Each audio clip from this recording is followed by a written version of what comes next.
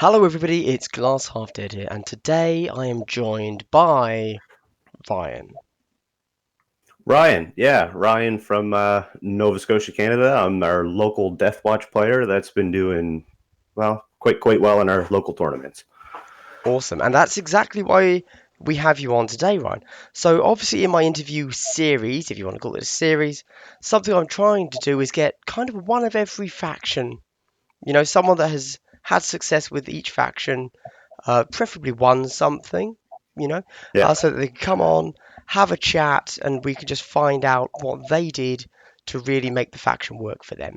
Which is why I've never interviewed myself because I'm a terrible player. Ryan, as we've just talked amongst ourselves there, you have taken Deathwatch into two tournaments, and at least yep, one of them you managed to win, right? yeah. So our most recent one, I came first place. It was actually 4 rounds and then cut the top. I guess I only made it to the top four because of our pointing system. It was really close between three of us, but that made top four. Then into the semifinals, yeah, I ended up taking first place. The tournament before that, I went 4-0 undefeated. And then that was the same thing, cut to top. And then, yeah, I came fourth because I didn't, I didn't do too well in the semis. No, fair enough, fair enough. Well, I suppose a good question then is what did you learn from the first tournament that helped you in the second? Or was it just luck of the draw? Was it just Um, dice?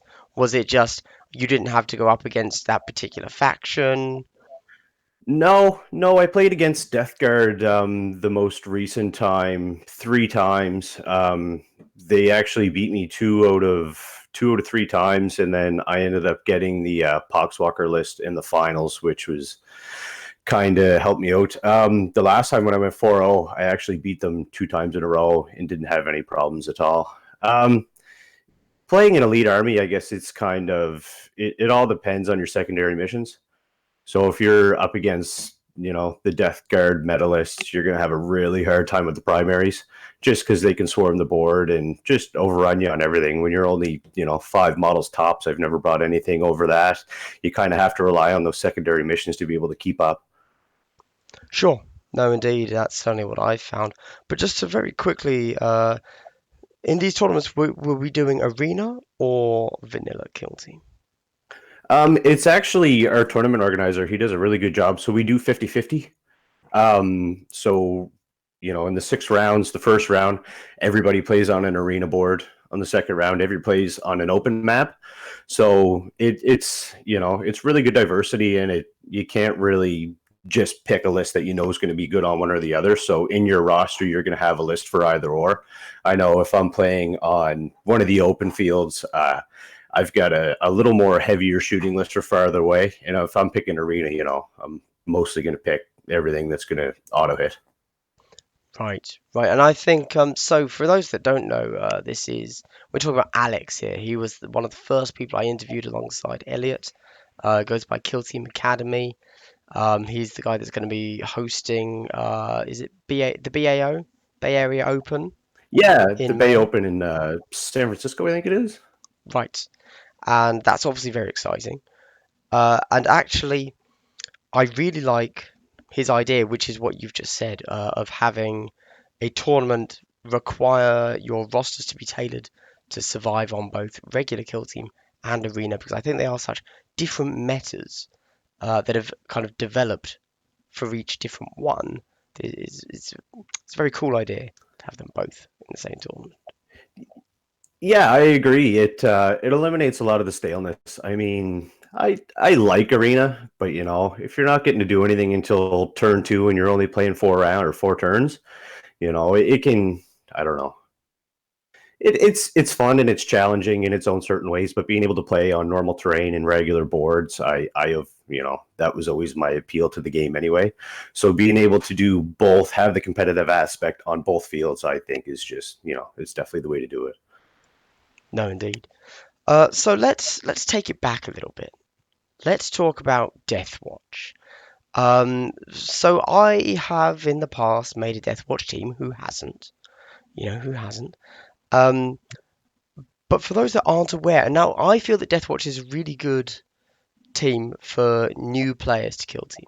Because obviously, if you go to buy a box of DeathWatch, they are literally called a DeathWatch kill team, aren't they? So, Yeah. they're very emblematic, they're very highly customizable, and you can really do with that team whatever you want. However, I haven't won anything, so I'm not going to talk about them. Do you want to tell us a little bit about, like, just the generals of the Deathwatch kill team? What should I people be looking mean, out for, etc.? yeah, yeah, for sure. I mean, if you wanted to, like, I personally play Deathwatch a little bit in 40K as well, so I'm a little more familiar with them. But that actually didn't start until I bought the Kill Team box itself. So right out of the box, they're not bad. You can have your leader with a power sword and bolt gun. You can have your black shield with running in for all your combat stuff. Your Infernus Heavy Bolter, that shouldn't be a weapon to ever be overlooked. It hits close and far. It's the Byronid tactics that we'll talk about in a bit. That's probably one I run in every single list. Obviously, Frag Cannon. Everybody that doesn't know what they do should probably look at what they do. Go ahead and It's an tell us. all-star in Tell every us list. the ridiculousness that is the frag cannon. Yeah, so I mean, if you're in an 8-inch range, it's 2d6 auto hits.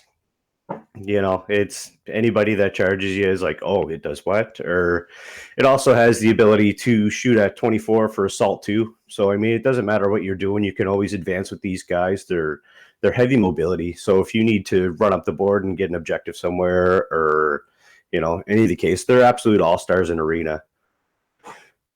Yeah. So even out of the box, Deathwatch themselves are, they're great. And as for, just upping the game on them a little bit, just an easy build intercessor pack. So you're going to get the intercessor with the Auspex, which is, another key thing. I don't know if you've seen Bironid's video. We have a tactic called Hellfire Shells. So it's only 1 CP. If it hits, it does D3 mortal wounds.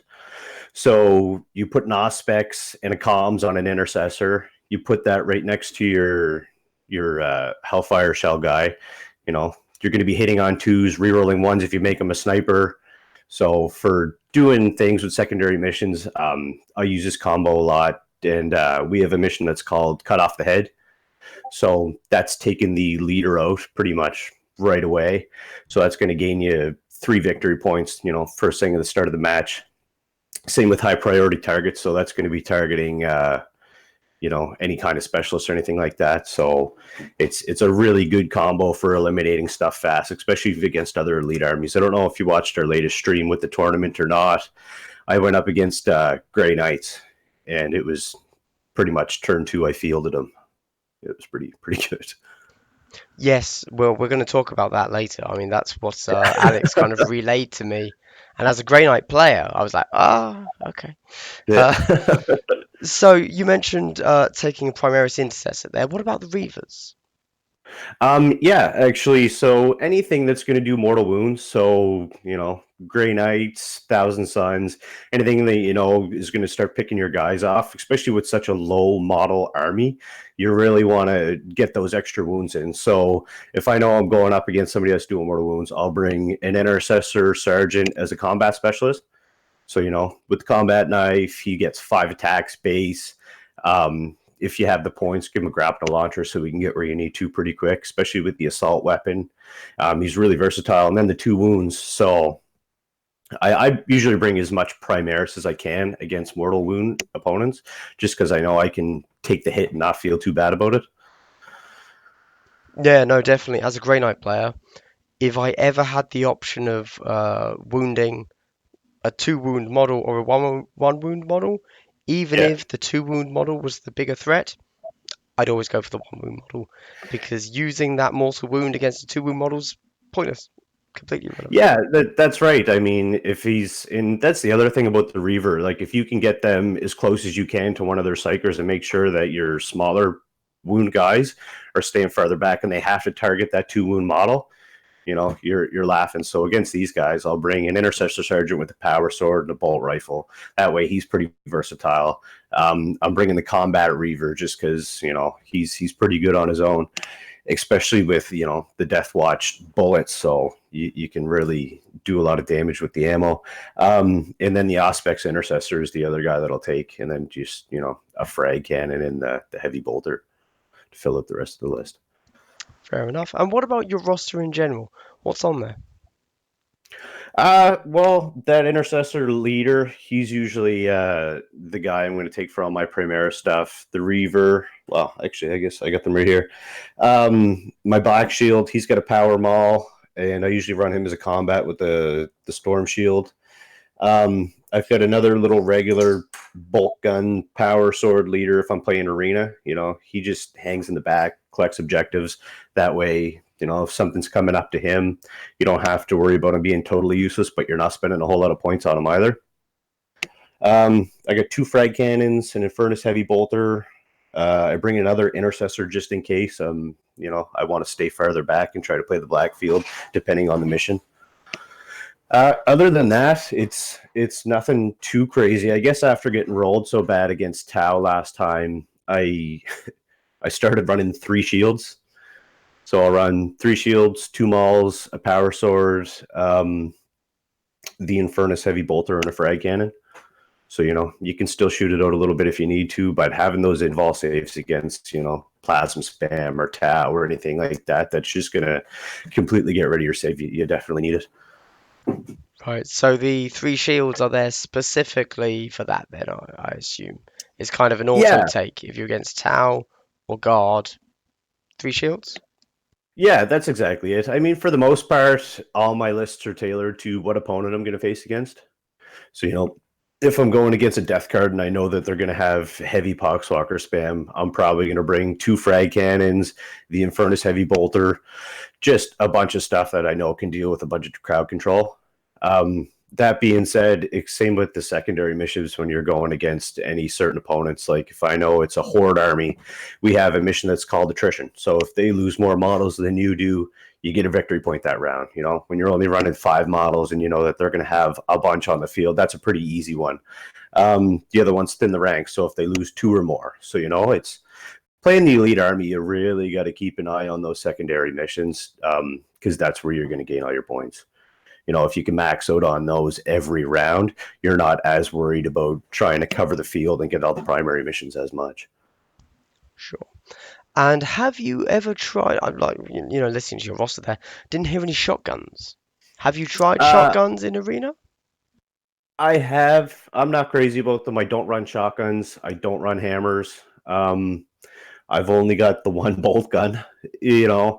The weapons that make the army so good, like the frag cannons and the heavy bolter and the special ammo themselves, you really want to bank on all that. The other stuff's cool if you're playing a casual game, you want to just fart around with somebody, you're introducing them, but in a competitive aspect, it's all these other weapons are just auto includes.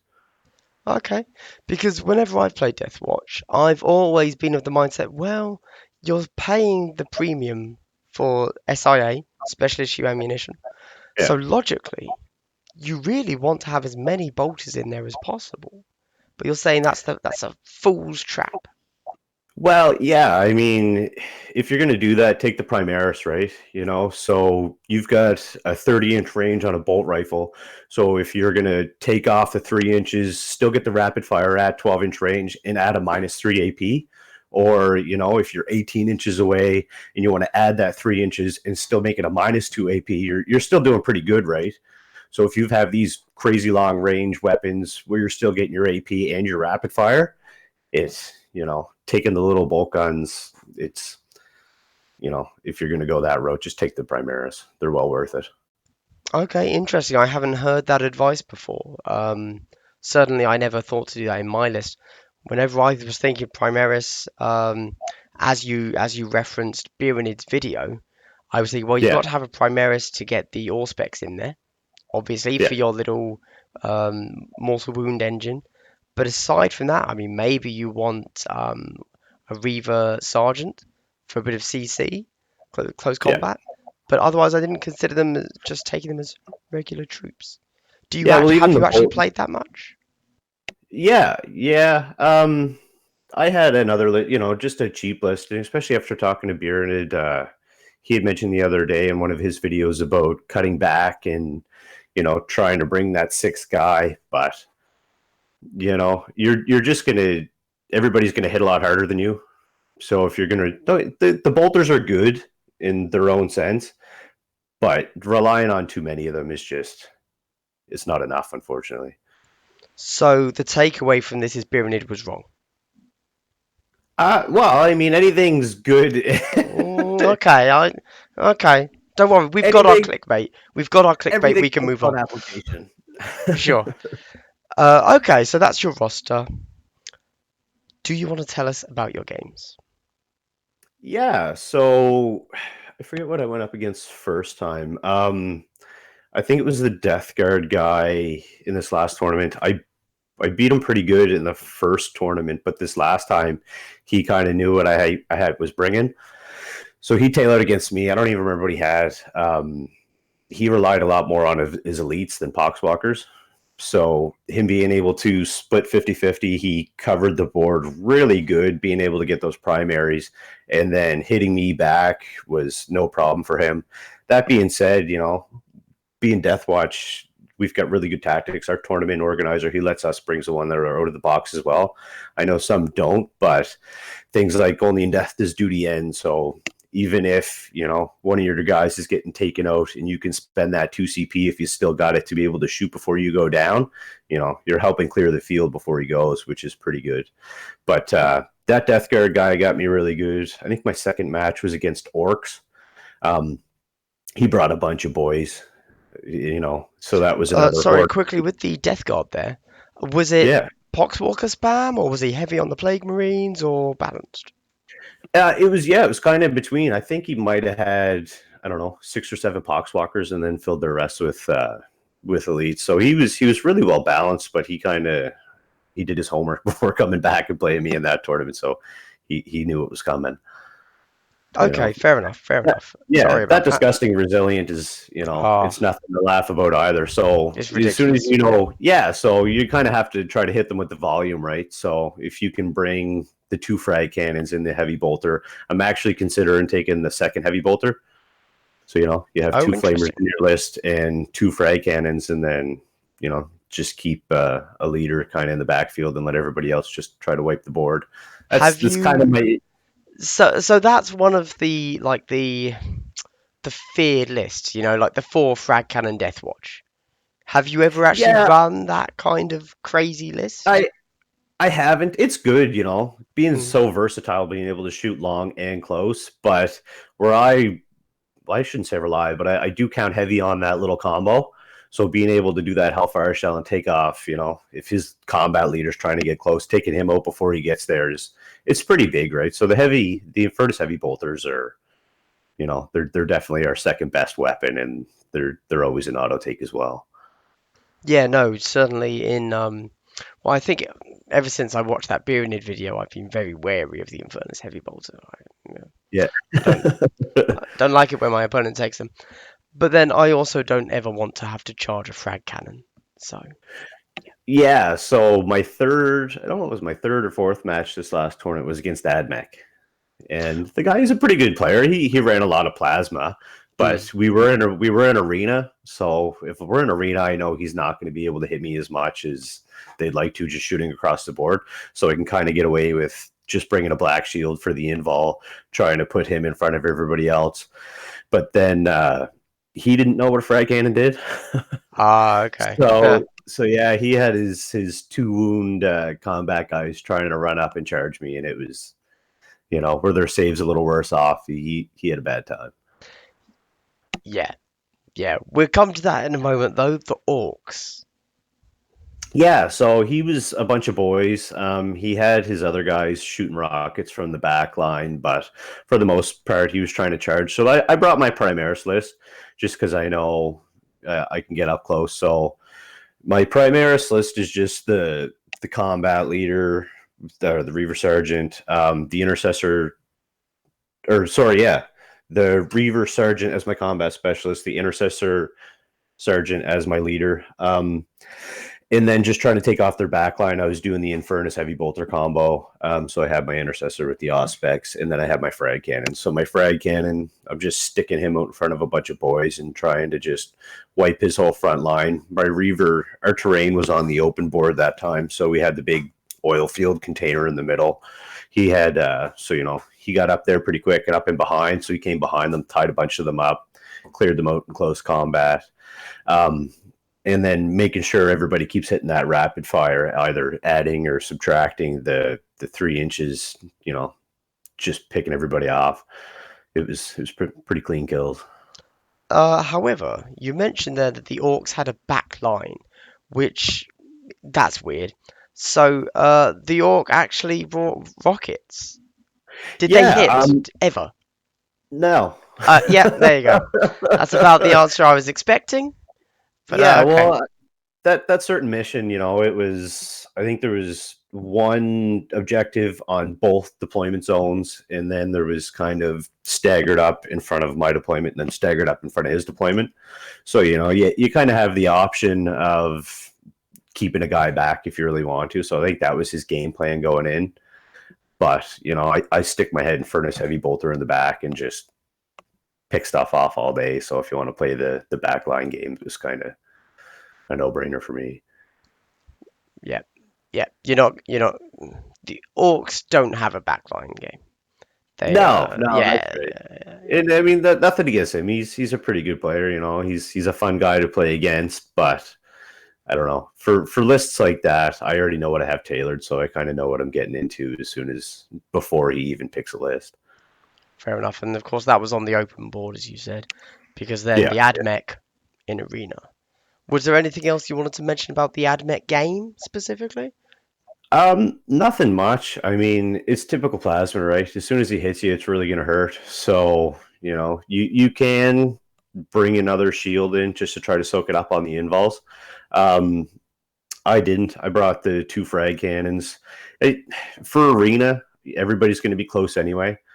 So bringing the flamers, the frag cannon, keeping my leader, just the veteran leader in the back, just to try to sit and hold the back objectives, and then the one invol guy.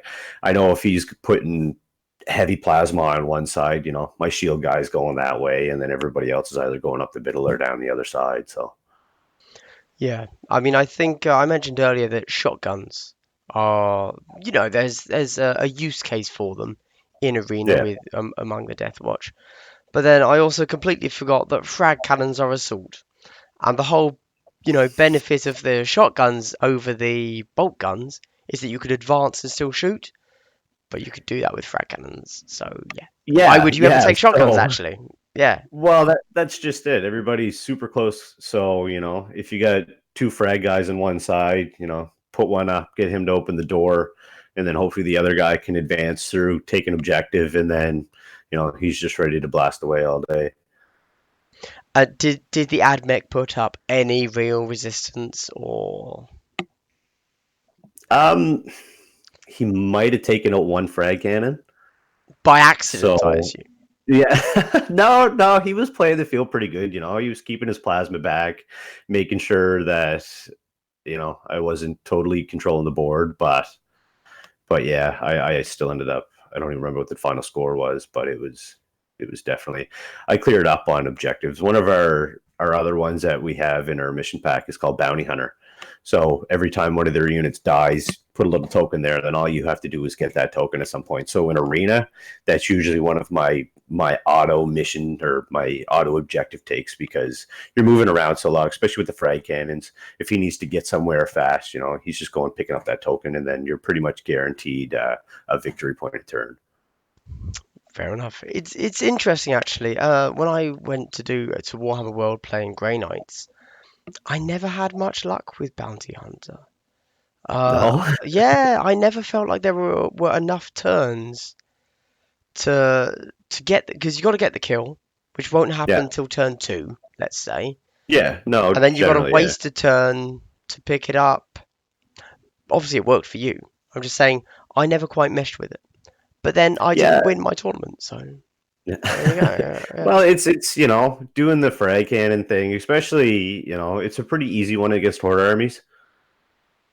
if they've got a bunch of guys and they're just trying to bomb the field and you're wiping out a bunch of them in a turn, if probably the odds are they're going to be close to an objective. So if you can get him on that objective and there's some guys killed turn two, keep him on there.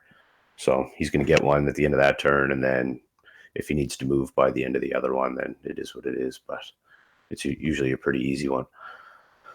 Yeah, fair enough. I had Oh, No, I just had the objective. I was going to say there was a couple other ones that were pretty arena easy to get as well. okay. Actually, now that I'm looking at it, it's usually the same ones for me. So called shot on the open field. So that's just if you kill somebody with a ready model.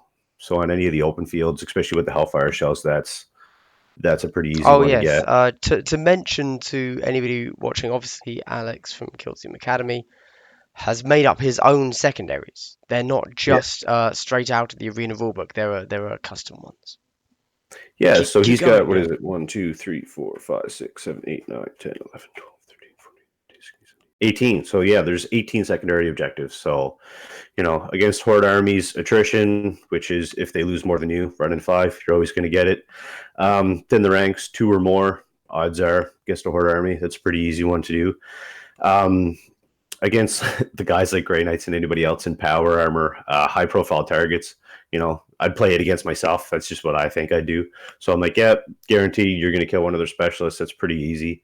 What is it? Cut off the head. If you can get their leader, that's another good one to take.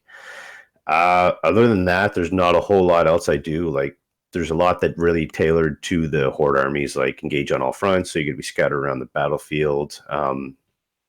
Just a lot on there that I'll never end up taking.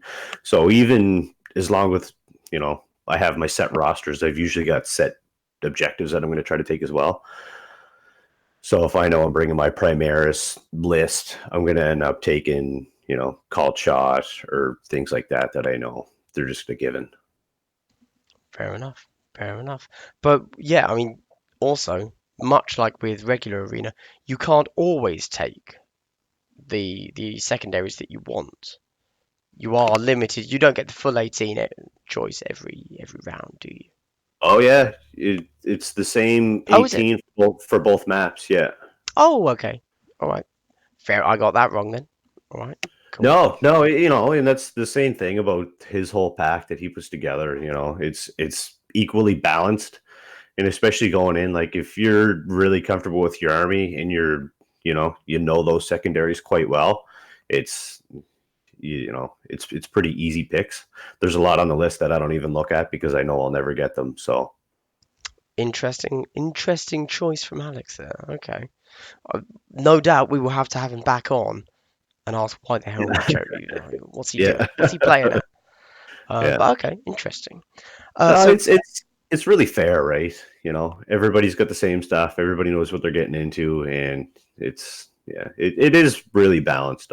I've always been impressed on it since we started, testing it and then going into tournaments with it. Now even in casual games, this is what I choose to play just because it's that much fun. yeah, no, indeed. As I said earlier, I do think he's putting together a good fun mission packet, and I'm actually really looking forward to see how BAO turns out. I hope he's allowed to stream it. I don't think we're 100% sure yet. I'm not sure, but yeah, Okay. yeah. Um, jumping back quickly to the AdMech there. I suppose you managed to handle the potential plasma spam because they do it very well.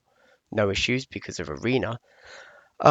However, I suppose the other threat from AdMech would, of course, be the Sicarian infiltrators or Rust Stalkers. But Yeah. you just So killed them in Overwatch, I guess, with your frags. yeah, that's exactly it. Yeah. So if you can't get close to me, you can't hit me. So Yes, fair enough. Because otherwise, those are some dangerous weapons. But yeah, that's right. I mean, I guess the other thing is too, we have the tactical disengagement. So instead of falling back to 3, you can fall back to 6 and still shoot. right. Oh, that's a tasty tactic. I didn't know they had that. Okay. Yeah, That's scary. so I'll read it here. It's just uses tactic in the movement phase when a model from your kill team retreats. That model may retreat up to 6 inches rather than up to 3, and it may fire weapons in the shooting phase of this battle round, even if it retreated. So, For one so CP? yeah, God, that's good. That is good. That's yeah, very nice. yeah. You know, our stratagems are really definitely what make up the rest of the army if you play them right. Were So you being able, actually using that often? Like if someone charges your frag, or were you overwatching? it depends where I'm at. You know, if I don't think he's going to make the charge, or if he's got a fire charge, like it all depends. If I'm sitting on an objective and I don't want to leave it, then yeah, I'm just going to hit the Overwatch. Or if I could use this and maybe get back to an objective, then you know, if it's going to sit me back 6 inches and I can get on that, then I'm laughing all the way, right? Oh yeah, fair enough. Fair enough. Okay, so what was number four, round four? Round four was against the Poxwalker spam, and that was on the open field. I don't know if you've seen it on the kill team. Um, I think the final score was 13-11, maybe. He just got me on every primary there was. I think I missed out on one, maybe one or two of the secondaries. So I kept up with him, but just him overrunning the board with that, there was just no keeping up on an open field. So this was a loss, to be clear. Yeah, yeah, Yeah, that was yeah. the loss. Do you remember how many poxwalkers? I don't. I remember him saying it was the medalist. So Okay. whatever, Yeah, yeah. yeah, whatever the usual is. I think, but then we played again in the semifinals against the same guy, but we were in arena. So then this was, yeah. If I'm going up against Death Guard, I'm hoping that I'm on the arena map just for this same reason. I know that if I can't clear them enough on the field, then the open map they're just going to run over me. But if I can get them in close quarters and I can start shooting them all at once, like if you've got a bunch of poxwalkers jammed in a door, as soon as you open that door and I got that frag cannon, you know, I'm splitting a bunch, you know, splitting up a bunch of shots and trying to take out as many as I can. And that's the other thing about Bounty Hunter and in arena against Death Guard. It's, you know, pretty easy pickings. Yes, of course. I mean, as you say, that disgustingly resilient is still annoying, but I know that me personally, I never make five ups. So yeah. I got to give it to Death Guard. His dice were pretty hot that day. He was making a lot of them, but if you're, you know, shots at lots, if you're putting out that many hits, can't stop them all. No, indeed. 2d6 is going to kill a lot of poxwalkers. Yeah. Yeah. Okay, so this was the tournament where you didn't make the cut then. No, this is the one that I won. Oh, okay, right. Sorry. Yeah. So So so continue. I made top four just on points, just because I made up so many secondaries throughout the day. So I think there was four of us that were in the running for wins and losses tied up, but where I made more points than everybody else, that's what put me in the semis. So then in the semis, I beat the Death Guard guy in the arena. I think that was another So close. to be clear, the other three in the top four were undefeated, were they? No, no, we Oh, were. okay. Yeah, it was cut to Swiss, so it was, you know, it was the Death Guard guy. I think he was 4-0, so he was obviously in it for sure. I'm not too sure about the other ones, but I think it was myself and yeah, there was either two or three of us that were. I think it was 2 losses, 2 wins. So I didn't even feel like I had a right to end up in the semis, but where I had so much more points than everybody else, that was how I made it. And then, you know, the points for the day didn't matter once you're in the semis. If you made it to the top four, then it was just, you know, go to the top from there. Sure, sure. Okay, so how many games were there after you made the cut? So then it was two. So it was the semifinals and then into the finals. What were the semis? Yeah, so the semi was the Death Guard against myself and Death Guard in Arena. So I won that one, and that was for first and second. So then in the finals, it was myself against Grey Knights. So two elite armies in the top kind of surprising to everybody, but nice to see. Yeah. Do you remember who the Grey Knight faced off against in their semis? Tyranids. Yeah, so Oh, our Tyranid player is actually okay. pretty good. He runs a warrior. I don't remember what the guy with the other big guy with the gun. I That's never a remember what they're called. big guy with the gun is also a warrior, but probably with a venom cannon. That's it. And he covers the board pretty good with Termagants, Romagants, or whatever he's running. But he's been in the finals both tournaments now as well, so he's doing quite well with his Tyranid list. I think they were actually 13-13 at the end of the semifinal round. They were tied. So I think the Grey Knight player held one more objective than the other guy. So even though they were tied on victory points, where he had one more objective than him at the end is what got him into the finals. Wow, so this is a very unusual tournament then. So two elite teams, one of them beating Poxwalker Spam, one of them beating a Tyranid 2 Warrior Gaunt Spam list. Yeah. That's I couldn't do that, that's for sure. So it's scary. And so then, as you said, that semi-final was on Arena. That was how you managed to get the win, kind of. Yeah, that's right. So you then went to a regular kill team map for the final? Yeah. The finals was on. You just had like a snow map, but then it was kind of like Egyptian terrain. So it was fairly open. There was a little bit of coverage on both sides, and then a big thing in the middle. So it's kind of you're deployed on one corner, he's deployed on the other corner. So right away you can't really see. Thankfully, I was on second, which is kind of what I was hoping for. So he moved everything up, so then I could kind of play around where he was. I think I readied up my Hellfire and in my intercession with the Auspex. So then that's how I got his leader so quick. So turn one, it was he put a guy up on a wall, I think it was, and then spammed a couple around the corners. I shot him with the Hellfire. It was either with the Hellfire or maybe killed him even with the Intercessor. But anyways, I took out his leader with a ready model. So right away, that was our called shot. So I got the victory point for that. And taking out his leader, I took cut off the head. So that was another 3 victory points right away. So, first immediately in the shooting phase, I gained four victory points first turn and took out his leader. Yeah, it Okay. was tough. So yeah, I know how the rest of this game or the rest of this turn goes, but do you so it might not be that relevant, but do you remember what his list was by any chance? No, I don't. He had a pretty cool army. He actually's got squats done up as Grey Knights. Oh, nice. Yeah, so it's a pretty cool list. I don't know if they ended up on BCP or not, but I think Alex actually posted a spreadsheet of everybody's lists Yes, and I what they think he did, played in yeah. what turn.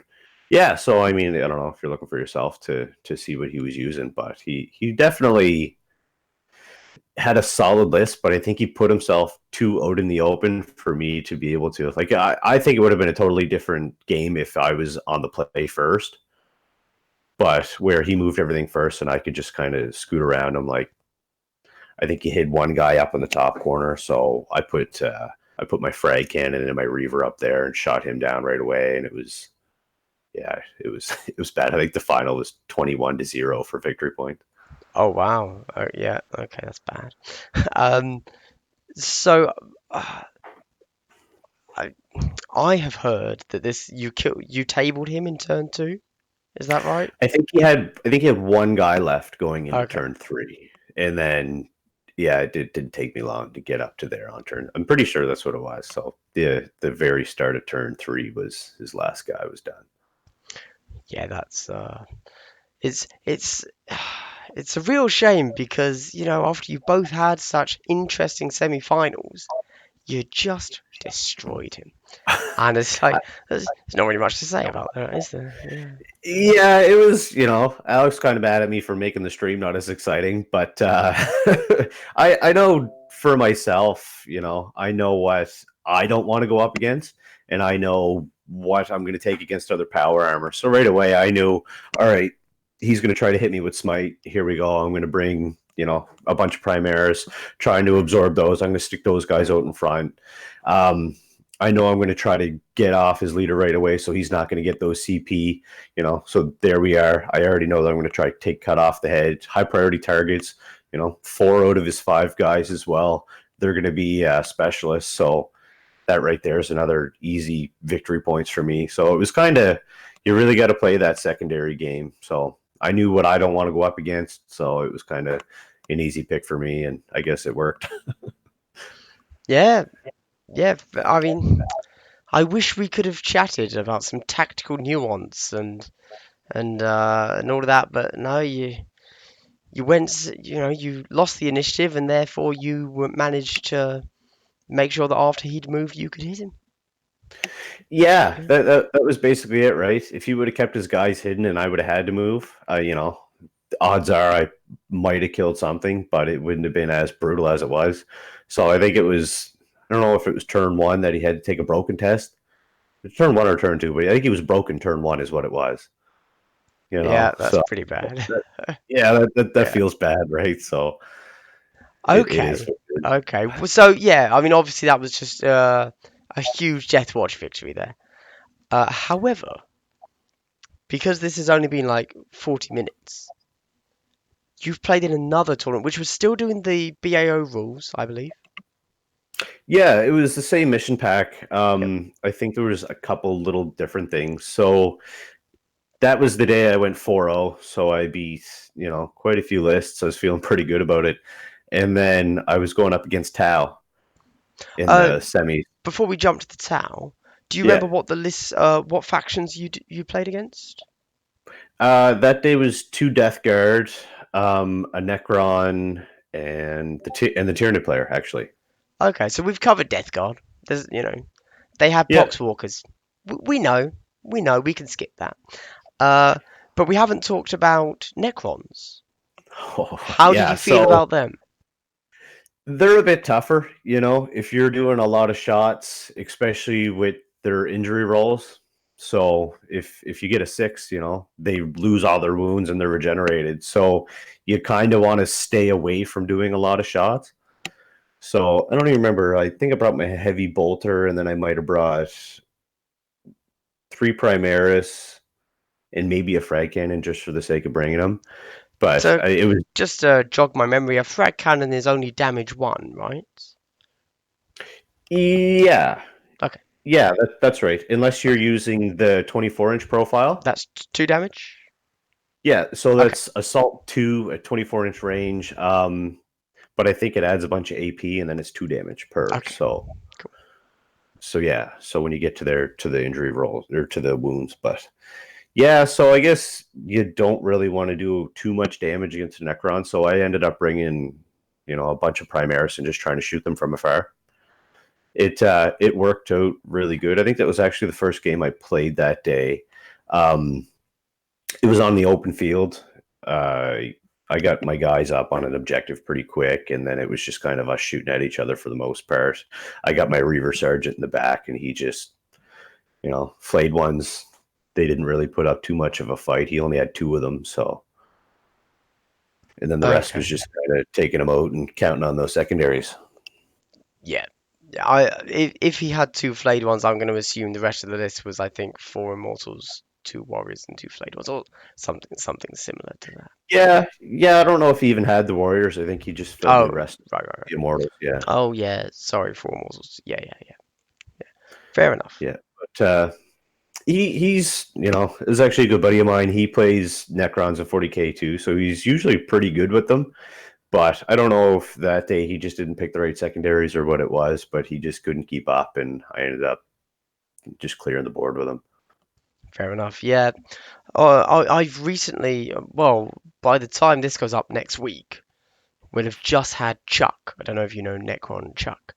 He's the guy No. that managed to win one of his pods at Adepticon playing Oh, he did Necrons. the 10 flayed ones, or Um, I think he never actually took the 10 flayed ones. He okay. should have in one of his matches, but he didn't, and he lost. But yes, he's very good with Necrons. Yeah, I think And I don't know how. he was doing the LVO one, right? I think that was the I ended Yes, up he was. watching him. Yes. Yeah, Yep. yeah. Alex has talked about him before, and I seen his write up on Reddit. So he definitely knows what he's talking about. I think the buddy of mine Yes. there, he's definitely going to be tailoring his lists a bit more towards that. So I guess we'll see what happens. Yes. No, he did a very good write up on Reddit. Yeah. Okay. So Necrons, Tyranids. This was the two warriors, one having a venom cannon, and then the rest gaunts. Yeah, yeah. So I actually brought the Primaris list again. The Hellfire shells. He was coming up at the warrior doing his combat thing, so I took him out just because I knew I it was kind of like the city fight terrain, so it had the big archway in the center. He ended up having his warrior in the middle of that, and I surrounded him a bit. So I had my Reaver on one side, frag cannon on one side, and then the other guy on the other. So he just couldn't take out that many shots. I knew he was the highest priority on that whole list, so took him out. And then I think the next turn I might have taken out his other guy shooting in the back with the Hellfire combo. And then the Gaunts from there was pretty easy killing. Okay. Fair enough. Did he end up breaking? Or no, you just wrecked him. I wouldn't say I wrecked him. That was actually one of the closer games. I don't remember what the final score was, but he put a gaunt on one of the farther back objectives behind a wall, and I couldn't see him the entire time. And I think that might have been his leader. So he's getting that CP every time. He's sitting there getting that objective every time. So it was real smart on his side, but taking out that combat warrior, I knew was the thing that won me that game for sure. Because if he would have got close to anything, I didn't have any close combat in that list, so I was totally relying on all the shooting. And it worked. It worked. Yeah. Yeah. Okay, so could you kind of give just a little bit of insight to DeathWatch specifically? But obviously, as a fellow elite team player, um, when I see that many models across the board for me, I'm scared. What is your advice, obviously from a DeathWatch perspective? What do you do? Yeah, well, it's just going to be kind of the same repetitive stuff. If you're seeing lots of models, the frag cannon's going to be your best friend. If they're within 2 inches and you're getting 2d6, like if you're staying within that 8 inches, popping off as many shots as you can, taking out as quick as you can, that's going to be your only saving grace. You're definitely going to fall behind on the primary objectives. You just can't keep up against that many people, unfortunately. There's the odd time if you wipe out as many as you can, but for the most part, you're always going to be relying on those secondaries. Um, yeah, there's not much more than that, to be honest. If people are bringing huge model counts, then you kind of just got to, bring those heavy hitting weapons that you can fire off as many as you can. Fair enough. So you really are a take just take two frag cannons and an Infernus bolter. Yeah. Yeah, yeah, fair enough. It works. It It does works. work. Yeah. Yeah, yeah, Yeah. I mean, that's my arena list too, right? y- It, yeah. I get the black shield to soak up some stuff that I know are going to be hit. But if you bring those two frag cannons, you get those in any kind of hallway, then they just make a mess. So Well, it makes sense, obviously. I mean, yeah, they were though like the frag cannons are one of the easy. Everybody understands why the frag cannon works. yeah, Yeah, yeah. nobody's going to charge it. If they do, odds are they're probably not going to make it. Free You shots for know, you. You hope they do charge it. Yeah. yeah. Well, that's just it. You know, some people, if they play it really good, they're going to stay out of that range. They're going to just post up around 9 and then just try to shoot them down. Which, even if you end up getting the only in death is duty end tactic, you can't auto hit them. You can still use the assault 2 profile, but it's not nearly as good as if you're going to be doing the auto hits. So Sure. I guess any opponent, that's going to be what they're going to, if they're trying to play smart against Deathwatch. Yeah, they're just staying away from them at all costs. Shoot them down where they can. Fair enough. Okay. So that was the Tyranids. Tau. Is this your fifth game? Yeah, so this was the going into the semifinals. So I was 4-0 at this point. I didn't really know what to expect against Tau. I'd never really played against them before. Okay. Uh, Yeah, Could you tell us his roster? Because there are lots of different Tau are remarkably flexible. yeah. So he had a stealth suit for the leader. So me seeing that, I was like, oh, I'm just gonna try to Hellfire shells and take him out quick. That was a bad idea. He had a bunch of drones and a couple of Pathfinders for snipers. So he just soaked up all the wounds that I was putting on his leader with the drones. Same thing with his snipers. I was trying to take them out as well, but every time I did, he'd just take it out on a drone.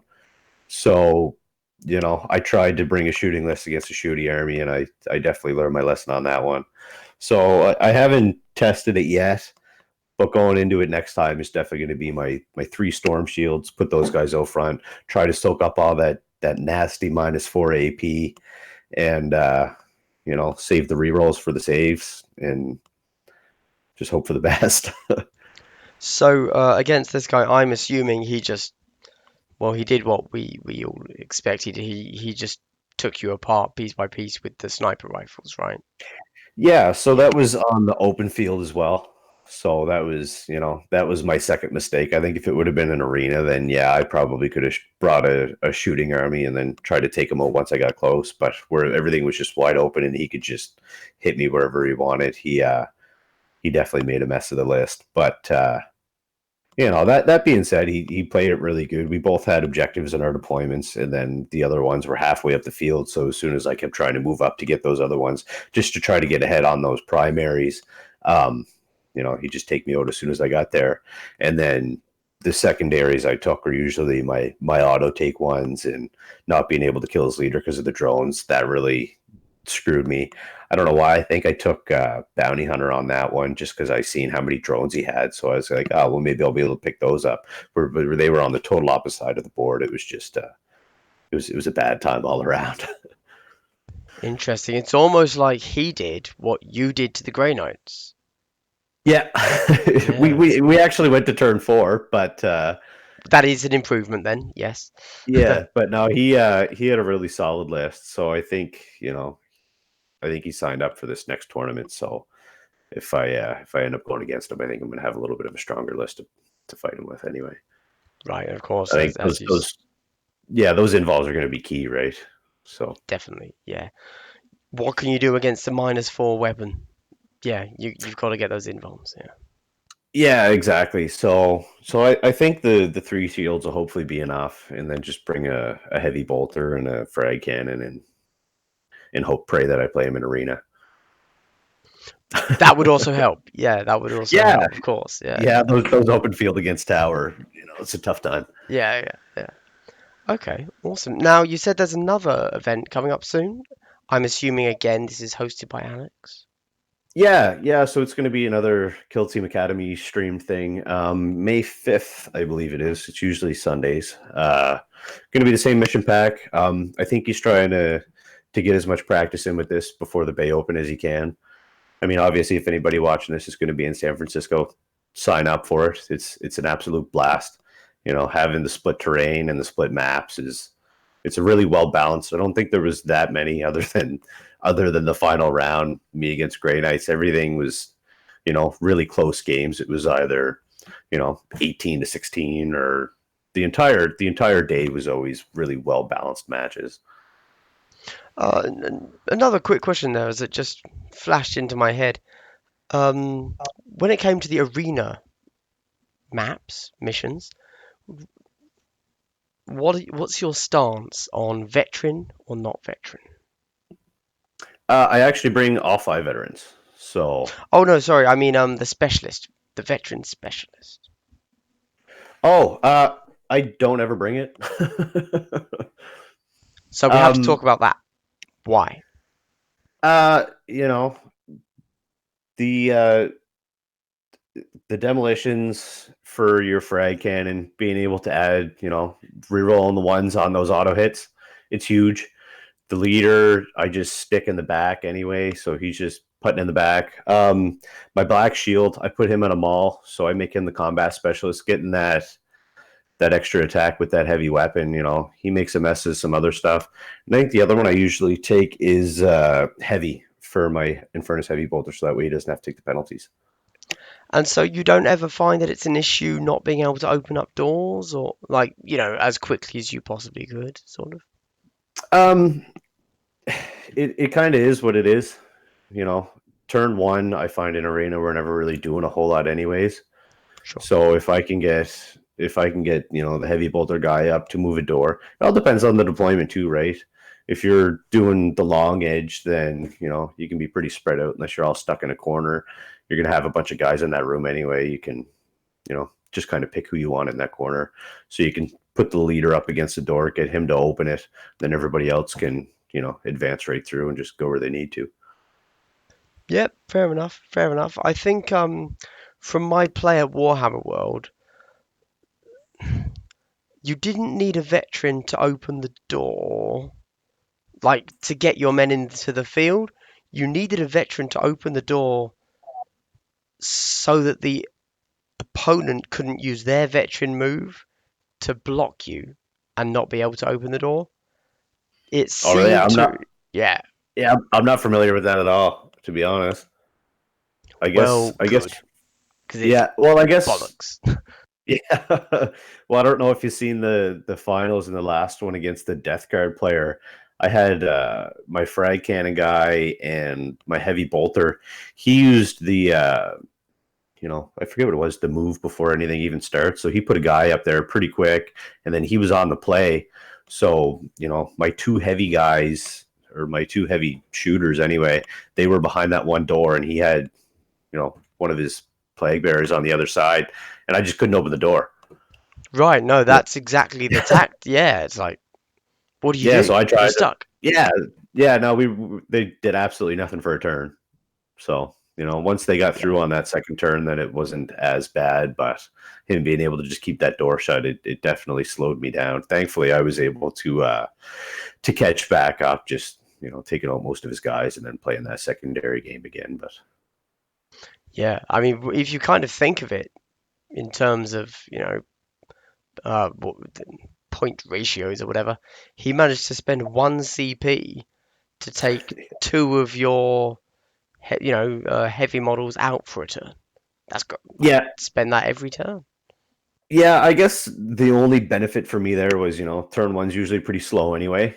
So where it was turn one and he got up there to close it didn't slow me down a crazy amount. It would have been the difference of me getting one more primary. So he did get me on you know, the one more than I did, but turn two just opened up that door and made a mess anyway. So it did got him ahead a little bit, but in the long run, he couldn't keep up after.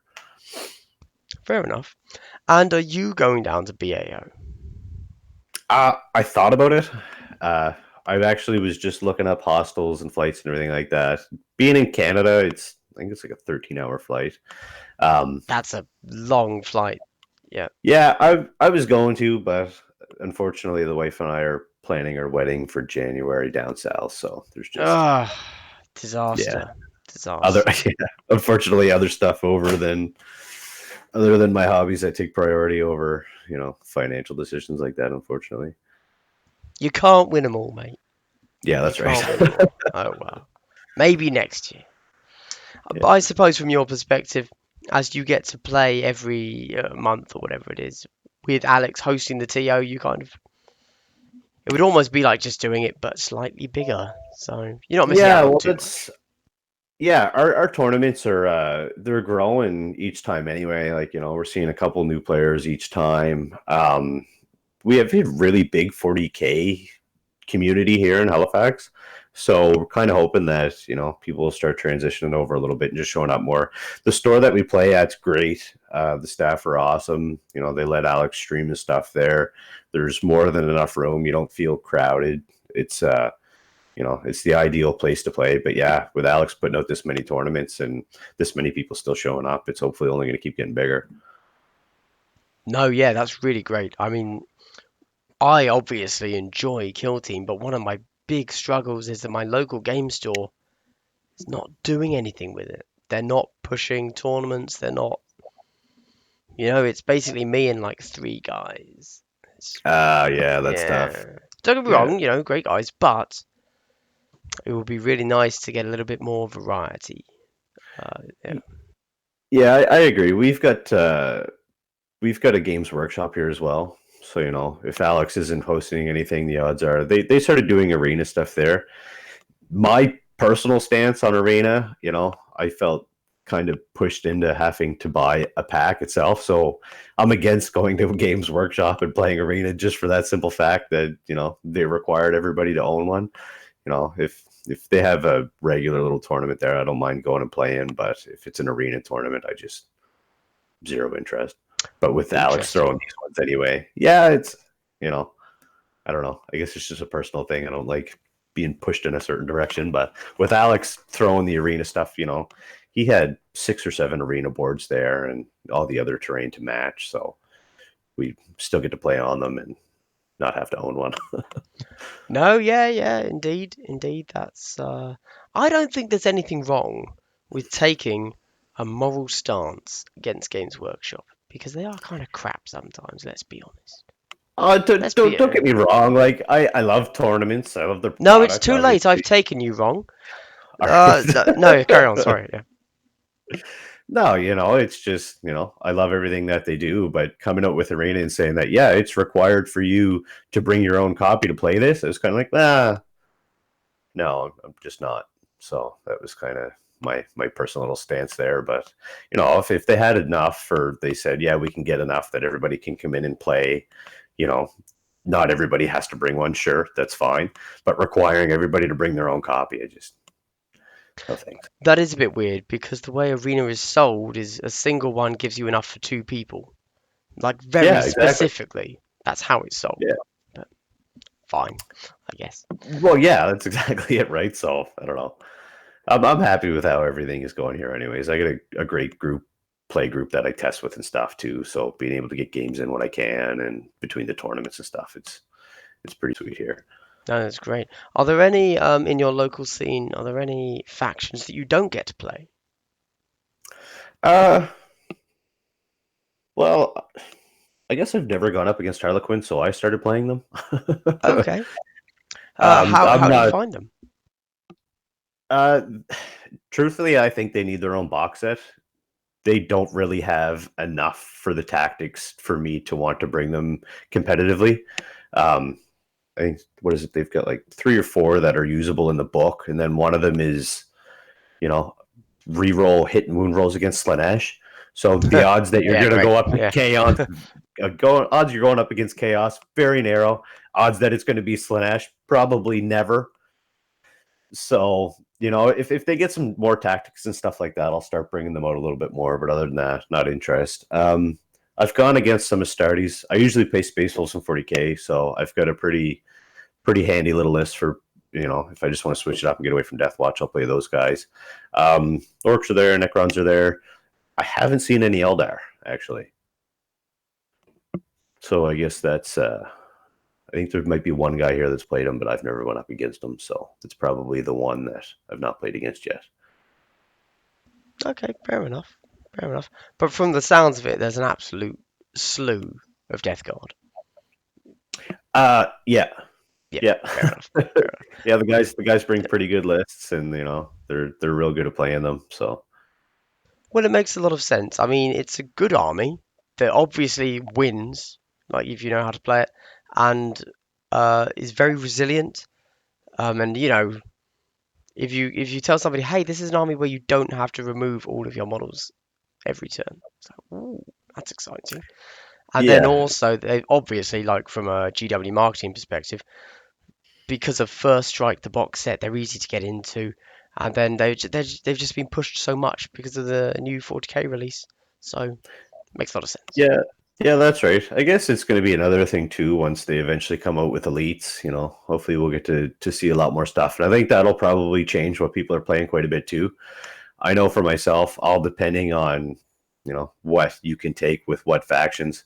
I know in the original Kill Team spoiler trailer video, they had a Thunderwolf cavalry.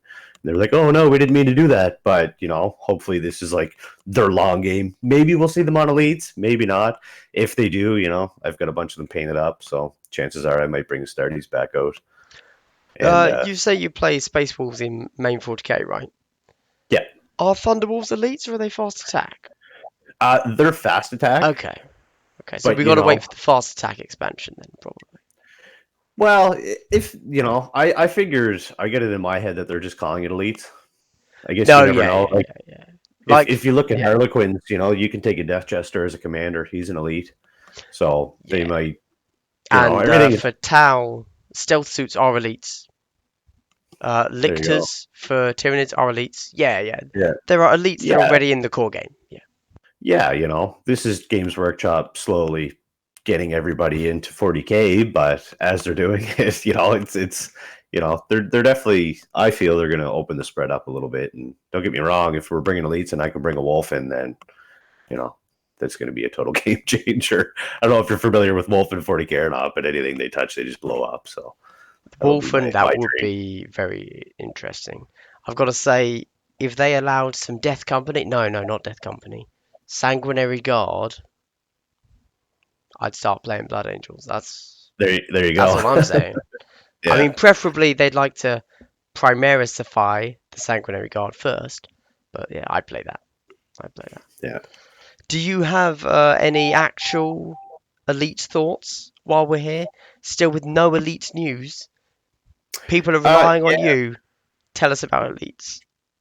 Yeah. I mean, like I said, I don't really know what to expect anymore. There was the announcement, and other than that, there hasn't been no news for Kill Team itself. They've been pushing out a lot of content with Arena, Rogue Traders. The Commander expansion. Unfortunately, I don't think that caught out as much as they were hoping, but the people that did catch on to it, now they've got HQs. So this is their, look, you've got troops, you've got HQs. Soon you're going to have elites. You might as well play 40k.